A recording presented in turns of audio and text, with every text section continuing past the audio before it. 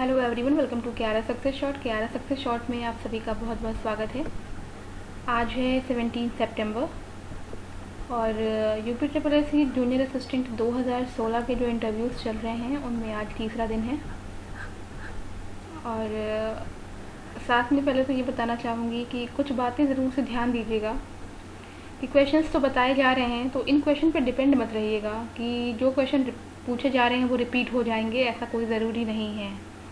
ठीक है, इस बार का इंटरव्यू हर बार से थोड़ा अलग हो रहा है, जैसा कि सूचना मिल रही है ना। थोड़ा सा टाइम टेकिंग हो रहा है। क्वेश्चंस अगर आप बताते जा रहे हैं तो आपसे क्वेश्चंस पूछे जा रहे हैं अच्छे से, है ना।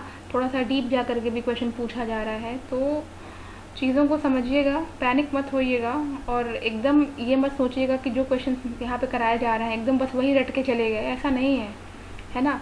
आपको क्वेश्चंस जो है पढ़ करके जाने हैं, अपने सब्जेक्ट से रिलेटेड, अपने डिस्ट्रिक्ट से रिलेटेड जो बेसिक सी चीज़ें हैं। देखो, वनडे एग्ज़ाम क्लियर करके आप लोग आए हैं, आपने हिंदी पढ़ी होगी, आपने जीएस पढ़ा है, जीके पढ़ा है, ठीक है, मैथ्स पढ़ा है, तो थोड़ी थोड़ी चीज़ें आप सब पढ़ के ही आए हो, एग्ज़ाम दे करके आए हो, तो आपको ये सारी चीज़ें अधिक लेवल पे नहीं लेकिन तब भी एक बेसिक लेवल पे पता होनी चाहिए, है ना। तो अब जैसे कोई मैथ्स का बच्चा है, उससे इंग्लिश और हिंदी पूछ दिया गया तो ठीक है, बेसिक चीज़ें ही पूछी जाएंगी। मतलब मुझे नहीं लगता है कि बहुत डीप, और पूछी भी गई हैं। आज के कुछ क्वेश्चंस हैं मेरे पास जो पूछे गए हैं, तो चलिए ठीक है, देखते हैं किस तरह के क्वेश्चंस पूछे गए हैं। ठीक है, चलिए स्टार्ट करते हैं हमारा आज का वीडियो। और सबसे पहले तो देख लेते हैं कि पहला क्वेश्चन जो है, चलिए फर्स्ट क्वेश्चन है, सिकंदर कहाँ से आया था? सिकंदर कहाँ से आया था? ठीक है, तो देखो, अब ये हो सकता है कि ये उनका सब्जेक्ट रहा हो, ठीक है ना, इतिहास सब्जेक्ट रहा हो और वहाँ से पूछा गया हो कि सिकंदर जो है वो कहाँ से आया था, तो उनको इसका आंसर पता होगा, तो उन्होंने इसका आंसर ज़रूर दिया होगा। ठीक है, तो सिकंदर कहाँ से आया था, इसका आंसर क्या हो जाएगा? तो इसका आंसर हो जाएगा मकदूनिया। ठीक है, सिकंदर कहाँ से आया था? सिकंदर मकदूनिया से आया था। चलिए नेक्स्ट है, अलंकार कितने होते हैं?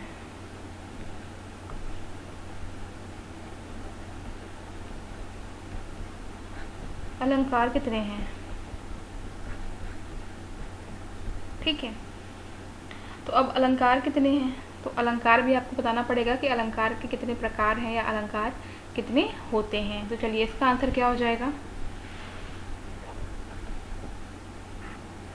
तो देखो, मुख्यतः अगर बात करते हैं ना, तो अलंकार के 3 भेद होते हैं, ठीक है ना। अगर मुख्यतः माना जाए तो ऐसे तो बहुत सारे आप बताने लगोगे, शब्द अलंकार, ठीक है, ये पहला है। दूसरा है अर्थालंकार, और जो तीसरा है वो आपका है उभयालंकार। ठीक है, अब देखो, इसके बाद से जो है, अगर आपको अगर मुख्यतः नहीं बताने हो, नॉर्मली बताने हो, तो अलंकार के तो बहुत सारे भेद होते हैं। ठीक है, अतिशयोक्ति अलंकार है, रूपक अलंकार है, उपमा अलंकार है, तो ऐसे भिन्न भिन्न अलंकार हैं, लेकिन मुख्यतः ये तीनों ही होते हैं। तो इसको आपको ध्यान रखना है कि अगर आपसे पूछा जाए तो आप इस तरह से वहाँ पर बता सकें। चलिए नेक्स्ट आगे बढ़ते हैं। नंबर थर्ड में पूछा गया था, महादेवी वर्मा की रचना,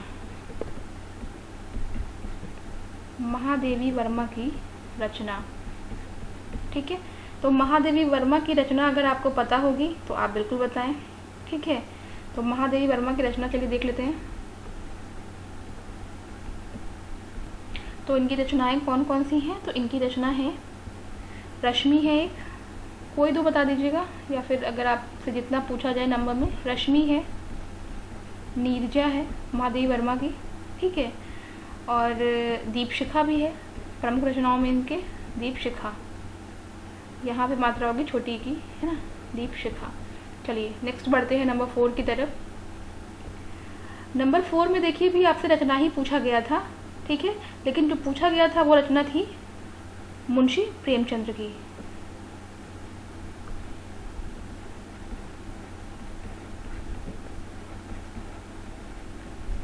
मुंशी प्रेमचंद्र की रचना। ठीक है, तो इनकी भी कोई दो रचना जो आपको पता है वो आप बता दें। तो कौन सी है इनकी? तो मुंशी प्रेमचंद्र की रचना जो है दो आपको बतानी है, तो आप गबन गोदान भी लिख सकते हैं।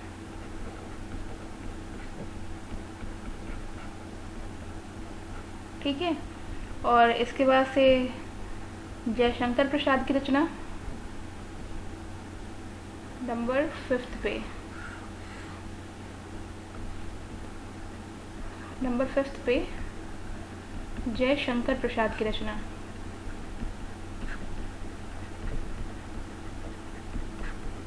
ठीक है, तो इसका आंसर कामायनी कर देना।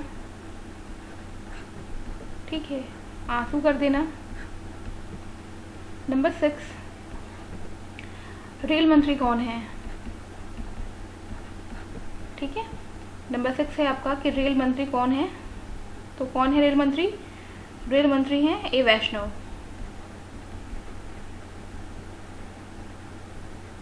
ठीक है, रेल मंत्री कौन है? ए वैष्णव। अब अगर आपको हो सकता है पूछ ही दें, अगर आपने ए वैष्णव बोल दिया है तो ए से मतलब कौन है, तो ये अश्विन वैष्णव है। ठीक है ना, अश्विनी वैष्णव। नंबर 7, राष्ट्रगान। ठीक है, आपको पता होगा जनगण मन, इसके विषय में सब पढ़ लीजिएगा, किसने लिखा है, कितना समय है इसका गाने का। ठीक है, राष्ट्रगान को कहा भी गया है कि राष्ट्रगान सुनाइए। ठीक है, जिसको वैसे सबको याद ही होगा, जिसको नहीं याद होगा भाई याद कर लेना। चलो नेक्स्ट हम लोग बात कर लेते हैं, मौलिक अधिकार पूछा गया है। ठीक है, तो मौलिक अधिकार पूछा गया है, तो उम्मीद कर रही हूँ कि सभी को पता होगा। ठीक है, कि मौलिक अधिकार कितने हैं। तो जैसा कि आपको पता होगा कि मौलिक अधिकार जो है वो 6 हैं। ठीक है, और कौन कौन से 6 मौलिक अधिकार हैं ये भी आपको पता होगा, लेकिन तब भी यहाँ मेंशन कर दिया जा रहा है।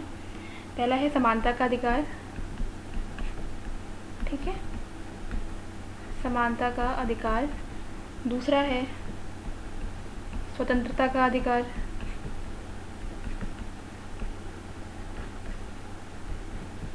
तीसरा है शोषण के विरुद्ध अधिकार।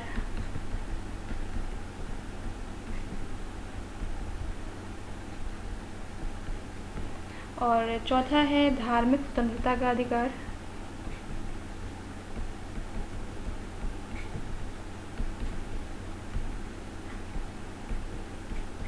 नेक्स्ट है 5वां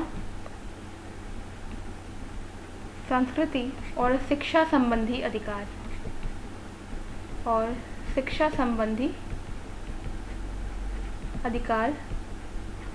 और लास्ट में जो आपका है F, ये है आपका संवैधानिक उपचारों का अधिकार। ठीक है, उपचारों का अधिकार। चलिए इसके बाद से नेक्स्ट हम लोग देख लेते हैं, ये आपके मौलिक अधिकार हैं, कितने हैं? 6 हैं। ठीक है, याद कर लीजिएगा। चलिए आगे बढ़ते हैं इसके बाद से। क्वेश्चन नंबर 10 नंबर पे क्वेश्चन पे देखिए, न्यूटन के विषय में फिर से पूछा गया है। न्यूटन का नियम तो आप लोग तैयार ही कर लीजिएगा। ठीक है, तो यहाँ पे जो पूछा गया है वो आपका पूछा गया है प्रथम और तृतीय नियम।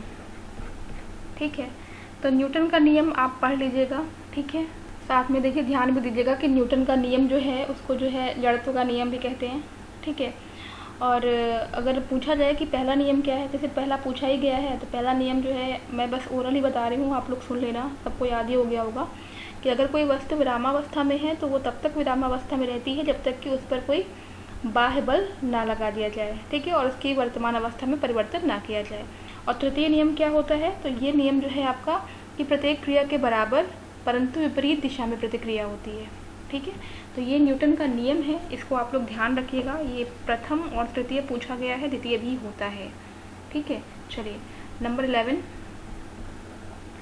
11 पे आपसे पूछा गया है युवा दिवस, ठीक है, कब मनाया जाता है? 12 जनवरी को, ठीक है, स्वामी विवेकानंद, सभी को पता होगा। नंबर 12 पे है आपका वृत्त का क्षेत्रफल, ठीक है, क्या होता है? पाई आर स्क्वायर, ठीक है। वर्ग का परिमाप, क्या होता है वर्ग का परिमाप? 4a, यानी कि 4 गुणे भुजा। चलिए,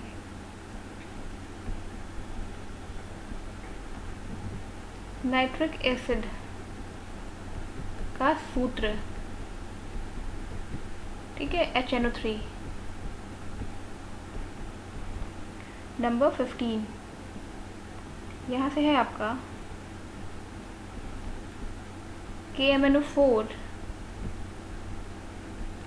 का उपयोग, ठीक है। तो KMNO4 का उपयोग जो है वो किस लिए किया जाता है, ये भी पूछा गया है। तो किस लिए इसका हम लोग करते हैं उपयोग? तो ये देखिए, एथलीट्स को जो बैक्टीरियल और फंगल इन्फेक्शन हो जाता है ना, उसके लिए यूज़ किया जाता है, उसको दूर करने के लिए, ठीक है, प्रिवेंट करने के लिए बैक्टीरियल एंड फंगस या फंगल इन्फेक्शंस, ठीक है। ध्यान दीजिएगा, इसको देख लीजिएगा, ठीक है। चलिए आगे बढ़ते हैं। इसके बाद से देखिए कुछ और क्वेश्चन भी पूछे गए हैं। किस तरह के क्वेश्चन हैं उसको भी देख लेते हैं हम लोग। इसके बाद से देखिए नेक्स्ट आपका जो है क्वेश्चन नंबर 16, ये पूछा गया है महिला दिवस कब मनाया जाता है, ठीक है, महिला दिवस। तो ये है आपका 8 मार्च को, ठीक है। चलिए नेक्स्ट जो है इसमें क्या पूछा गया है? नेक्स्ट में पूछा गया है फर्स्ट प्रेसिडेंट, पहले प्रेसिडेंट, ठीक है। तो पहले राष्ट्रपति कौन है? पता होगा आप सभी लोगों को, डॉक्टर राजेंद्र प्रसाद। चलिए आगे बढ़ते हैं।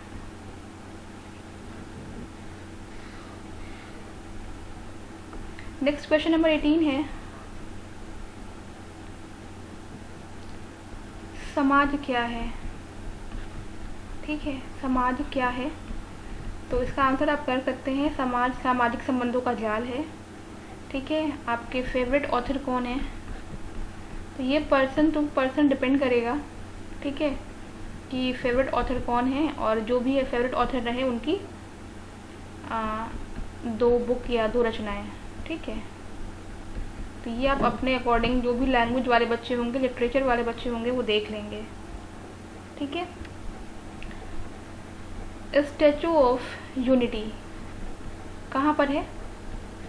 ठीक है, तो ये गुजरात में है, ठीक है। चलिए आगे बढ़ते हैं। कुछ क्वेश्चंस जो हैं बहुत स्ट्रेट हैं, कुछ जो हैं थोड़ा सा है ना, तो ध्यान रखिएगा। अगला है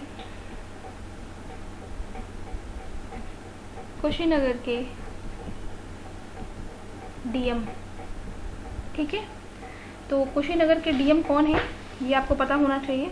ऐसा नहीं है कि किसी सबसे पूछ लेंगे, मतलब अगर व्यक्ति विशेष वहाँ से अगर आप ताल्लुक़ रख रहे हैं तो हो सकता है कि इसलिए पूछ लिया गया होगा। तो इसका आंसर हो जाएगा एस राजलिंगम, ठीक है। मैंने पहले ही बताया है कि अपने अपने ज़िले के आप लोग डीएम वगैरह पढ़ लीजिएगा, ठीक है।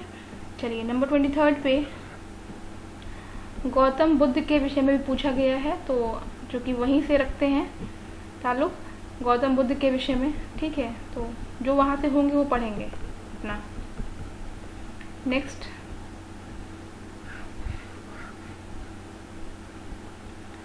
है नंबर 24,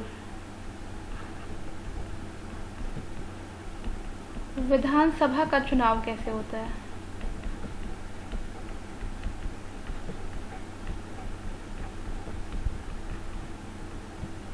विधानसभा का चुनाव कैसे होता है? नंबर 25।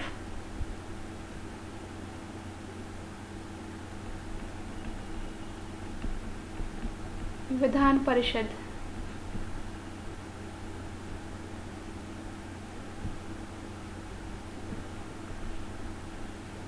विधान परिषद क्या है? ठीक है। Next number 26। ये दोनों क्वेश्चन आप खुद से देख लीजिएगा, क्योंकि अगर बताने लगा जाएगा तो ये जो है बहुत बड़ा हो जाएगा फिर। ठीक है। और न्यू एजुकेशन पॉलिसी आप लोगों को कल बता दिया गया है, तो ये भी आप देख लीजिएगा। इसके बाद से फिर से मैं वही चीज़ कहूँगी कि आप लोग जो है अपना डिस्ट्रिक्ट ज़रूर से देख लें। ठीक है। जैसे कि उसके बाद से पहले एजुकेशन में कि आपका ग्रेजुएशन, ठीक है, कब हुआ, ठीक है, और फिर सब्जेक्ट क्या रहे उसमें, ठीक है, और कौन सी यूनिवर्सिटी से किया,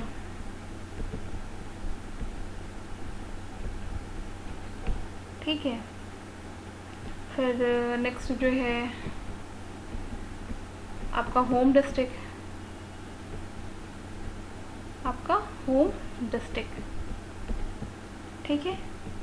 अब होम डिस्ट्रिक्ट बताएंगे तो यहाँ के विषय में भी आप जान लीजिएगा, है ना। प्रमुख उत्पाद कौन सा है, बाकी अपने होम डिस्ट्रिक्ट के विषय में आप जो भी पढ़ सकते हैं। ठीक है। वर्तमान में आप क्या कर रहे हैं, ये सब क्वेश्चन का आंसर बेसिक है तो बताया ही गया है, इसको आप देख लीजिएगा। नेक्स्ट है नंबर 28। नेक्स्ट क्वेश्चन जो है पूछा गया, यूनिवर्सिटी का नाम, है ना। अब जब नाम पूछा गया तो नाम के साथ कुछ जो है क्वेश्चन भी पूछे गए हैं, ठीक है। और हाई कोर्ट के जज, ठीक है, मुनीश्वर नाथ भंडारी हैं, ध्यान रखिएगा। इसके बाद से पूछा गया है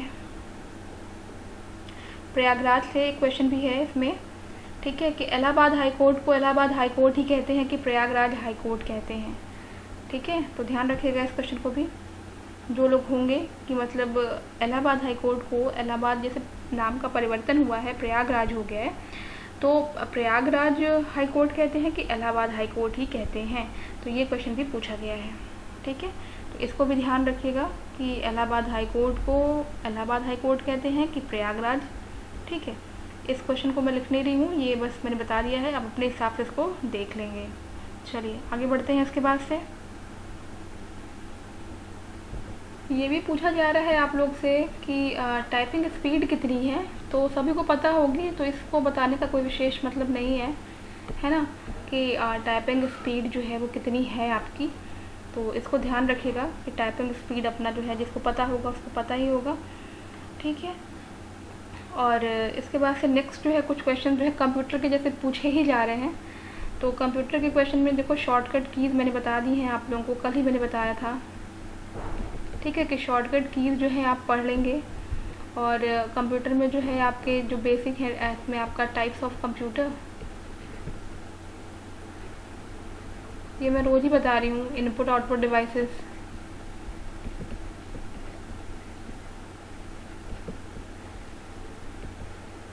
ये सब चीज़ें देखते रहिएगा आप लोग, ठीक है।